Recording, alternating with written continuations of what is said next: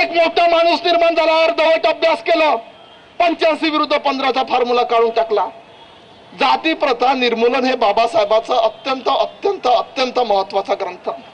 तो त्या काळात वाचला, संपवून टाकतो. कशी भावना निर्माण झाली काशीराम, आता हा पुस्तक वाचलो रे बाप रे बाप, आता मी जाती संपवतो, मला आयडिया सापडली. आणि घे 85 विरुद्ध 15चा फॉर्म्युला. या 85% लोकांना सांगू की या 15% लोकांनी आम्हाला कसं केलं. 85% लोकांना एकत्र आणून जाती व्यवस्था संपवून टाकू.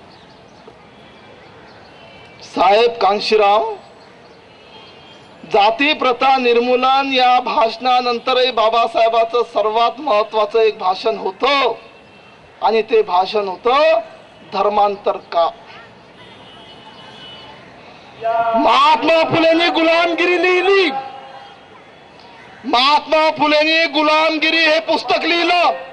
जहाल जहाल कितीतरी जहाल लिहिलं, पण बिमार झाले होते, वाताचा झटका लागला होता, तरी त्यांनी सार्वजनिक सत्य धर्म पुस्तक उजव्या हाताने लिहिता येत नव्हतं तर डाव्या हाताने लिहिलं. का? It was the remedy for गुलामगिरी. गुलामगिरीने जे आग निर्माण केलेली होती, त्या आगेचं ते शांतीचं औषध होतं साहेब, सार्वजनिक सत्य धर्म पुस्तक.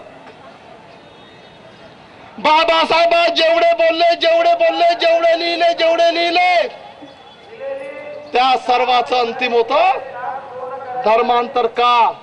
हे बाबासाहेबांनी 15 ऑक्टोबर 1956 रोजी नागपूरच्या पवित्र दीक्षाभूमीवर केलेलं भाषण होतं.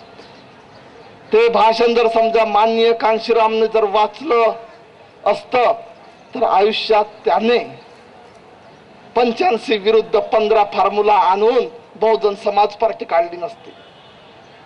खोटं असेल तर शोधा.